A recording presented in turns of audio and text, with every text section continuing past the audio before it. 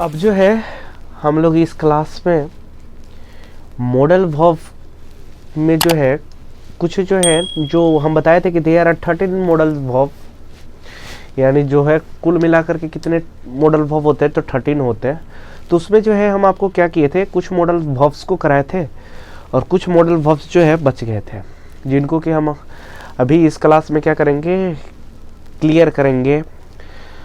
तो चलिए हम लोग जो है जो नेक्स्ट वाले मॉडल वर्ब हैं उनको देखते हैं, जिसमें कि एक सबसे ज़्यादा इम्पोर्टेंट है, वो क्या है, वुड। तो हम लोग पहले पढ़ेंगे वुड के बारे में कि वुड जो मॉडल वर्ब है उसका यूज जो है हम लोग कैसे करते हैं, क्या चीज़ का, तो वुड का, यानी वुड जो मॉडल वर्ब है उसका यूज जो है हम लोग कैसे करते हैं। तो हम आपको बता दें कि वुड जो है सेल और सेल एंड विल का ही जो है वो क्या है, पास्ट फॉर्म है। क्या है, पास्ट फॉर्म। पास्ट फॉर्म क्या है, वुड है।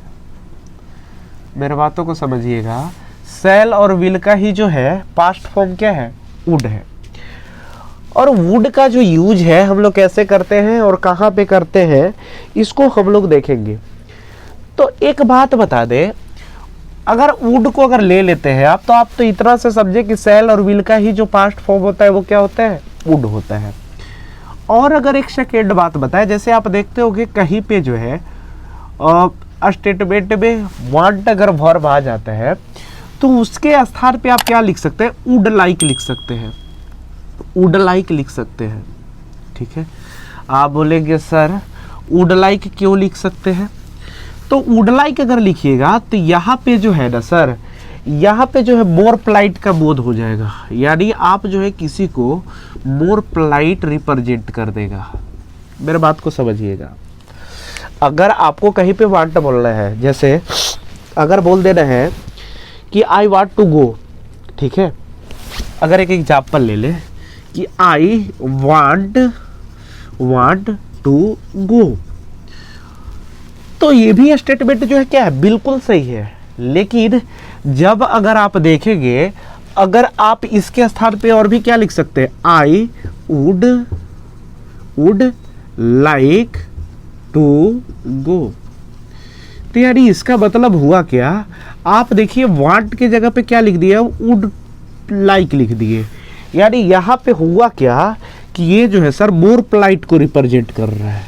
क्या चीज को रिप्रेजेंट कर रहा है, मोर पोलाइट का रिप्रेजेंट कर रहा है।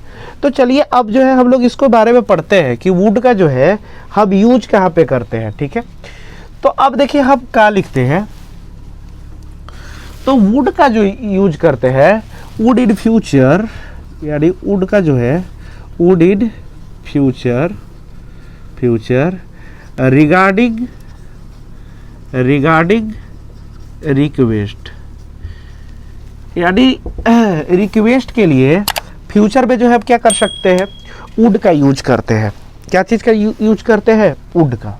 मेरे बात को समझिएगा, फ्यूचर में जो है क्या कर लेते हैं, हाँ, रिक्वेस्ट के लिए हम लोग जो है क्या कर सकते हैं, वुड का यूज करते हैं। जैसे कि अगर हम बोल दें कि would you help me, would you help me, तो मेरे बात को समझिएगा सर, जब ही हम लिखे क्या कि वुड यू हेल्प मी, तो यहाँ पे जो है क्या कर रहा है, पोलाइट। ठीक है, यहाँ पे जो है वो क्या कर रहा है, पोलाइट रिप्रेजेंट कर रहा है। कौन सा रिक्वेस्ट कर रहा है, तो पोलाइट रिक्वेस्ट जो है क्या कर रहा है, रिप्रेजेंट कर रहा है। क्या कर रहा है, पोलाइट रिक्वेस्ट जो है क्या कर रहा है, रिप्रेजेंट कर रहा है। कहाँ चीज में, फ्यूचर में। और भी जैसे अगर एग्जाम्पल के तौर पे ले ले तो क्या हो सकता है, और भी जैसे अगर एग्जाम्पल के तौर पे ले ले तो क्या हो सकता है, अगर मान के चलिए कि यहाँ पे देख लीजिएगा एक बात, कुड वाला भी इसके साथ फॉलो करता है। जैसे कुड यू हेल्प मी, ये भी अगर हो जाए यहाँ पे कि कुड यू हेल्प मी, तो ये भी जो होते हैं क्या करते हैं, इनका भी जो यूज है रिगार्डिंग रिक्वेस्ट के लिए हम क्या कर सकते हैं। तो आप समझ गए होंगे कि वुड जो होता है सेल और विल का क्या होता है, पास्ट फॉर्म होता है। वांट के स्थान पे हम वुड लाइक लिख सकते हैं, जो कि मोर पोलाइट को रिप्रेजेंट करता है।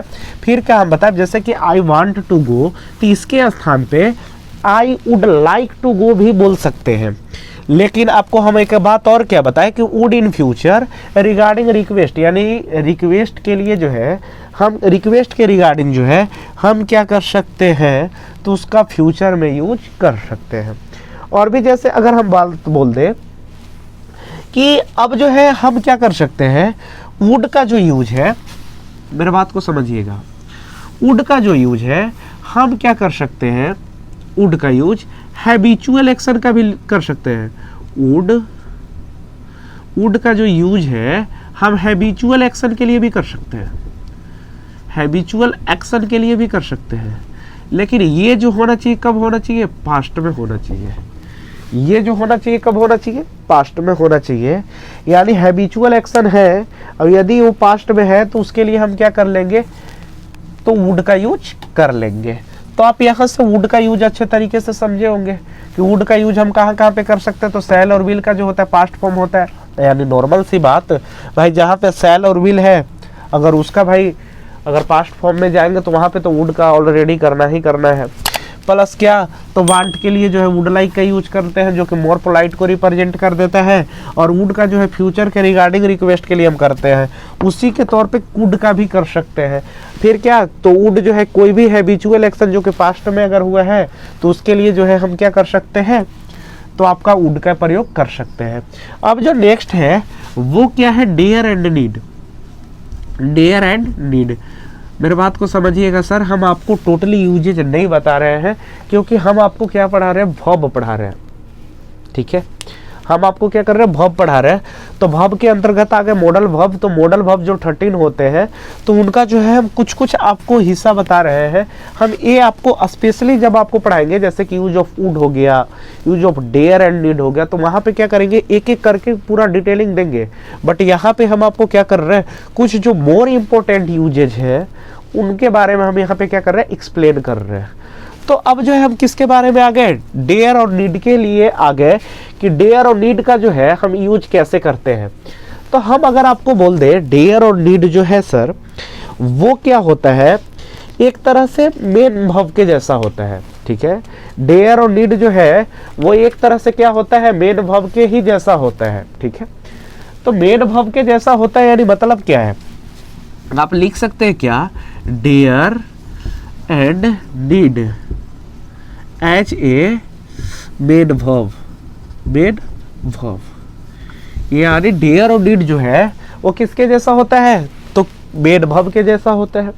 और भी अगर आपको बोल दे कि इसका जो है, आप यहाँ पे लिख लीजिएगा नेक्स्ट स्टेटमेंट कि डेयर एंड नीड, ठीक है, used as a modal verb. Modal verb is used, sorry are used, यानी क्या डेयर और नीड का जो यूज है वो क्या करते हैं हम लोग, मॉडल वर्ब की तरह भी करते हैं। ठीक है, अब कैसे करते हैं आइए समझते हैं। लेकिन हम आपको एक बात और बता दें सर कि डेयर और नीड का जो यूज है, ठीक है, डेयर और नीड का जो यूज है, डेयर एंड नीड का जो यूज है वो जो है सर अफर्मेटिव सेंटेंस में नहीं करते हैं। वो जो है अफर्मेटिव सेंटेंस में नहीं करते हैं। क्या बोले हम आपको कि यहाँ पे डेयर और नीड का जो यूज है हम क्या करते हैं, तो अफर्मेटिव सेंटेंस में नहीं करते हैं। यानी सर अफर्मेटिव सेंटेंस कहने का मतलब क्या, जैसे कि अगर हम बोल दें कि आई नीड टॉक, तो क्या ये जो सही होगा, तो आप बोलेंगे नहीं सर ये जो है क्या है, गलत है। क्यों गलत है, क्योंकि ये जो है क्या है, आपका अफर्मेटिव सेंटेंस है। और अफर्मेटिव सेंटेंस में जो है नीड का यूज जो है हम लोग नहीं करते हैं। ठीक है, और भी जैसे आपको बोलते हैं नेगेटिव और इंट्रोगेटिव सेंटेंस में क्या करते हैं, डेयर और नीड का यूज करते हैं। जैसे कि अगर हम बोल दें कि you dare not go there, तो ये जो है क्या है, सही है, you dare not go there. ठीक है, और भी जैसे अगर बात बोल दे क्या कि यू यहाँ पे कि यहाँ पे और भी जैसे बोल दे कि you did sorry, you need, ठीक है, नॉट वांट हिम।